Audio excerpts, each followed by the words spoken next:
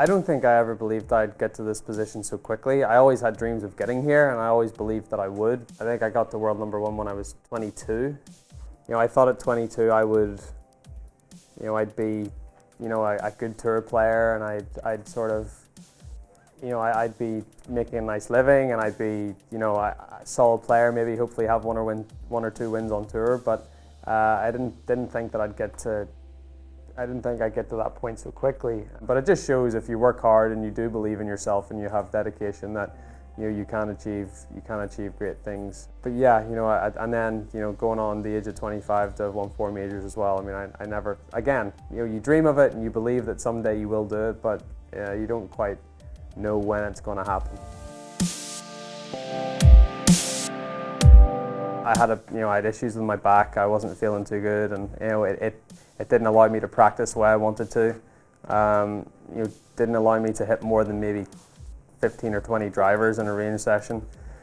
So I knew I needed to make a change, and that's when I started to work with Steve McGregor, and we decided to put a plan in place where I was to get stronger, to get a little fitter, and it was mostly just to do with trying to make me a better player, that I could practice more, that I could go 18 holes and then go on the range afterwards and practice if I needed to. So that was the long-term plan, and then once we started to get into it more, I started to enjoy it more.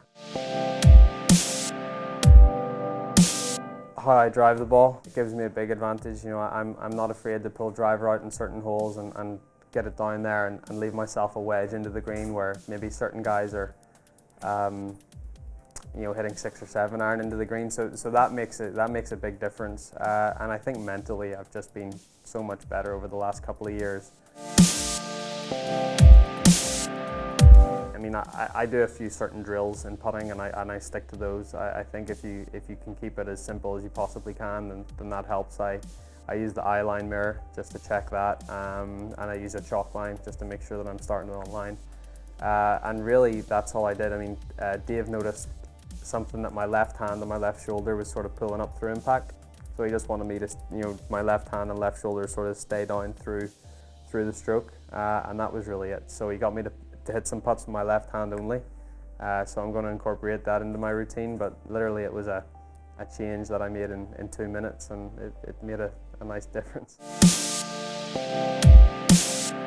I always believe that natural talent can take you so far, but I think you need to have the work ethic and the drive to achieve your potential. I mean, I'd say my natural talent probably brought me 50% of the way, but then after that it was all down to the work that I've done and the volume of work that I've done over the the last 15 years. When I really started to take golf seriously and thought about making this a career.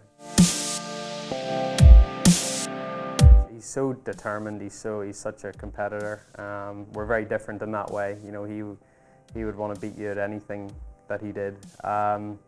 He was born with a natural talent. Everyone saw it from such an early age when he was on talk shows and then winning US Junior Amateurs. I mean, it takes you so far, but the work ethic and the dedication that he showed throughout his career, that's the big thing. And even not just Tiger, but being able to interact with a lot of different athletes through my connection with Nike. That's the big common denominator that you find, is that the best people are the ones that work the hardest.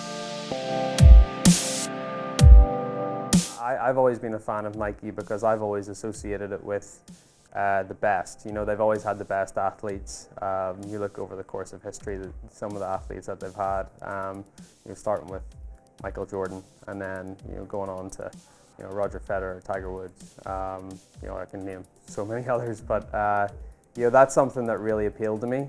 Being in a sort of fraternity of sports greats, and it allows you to get outside of the golf arena and sort of let you experience other parts of the sports world.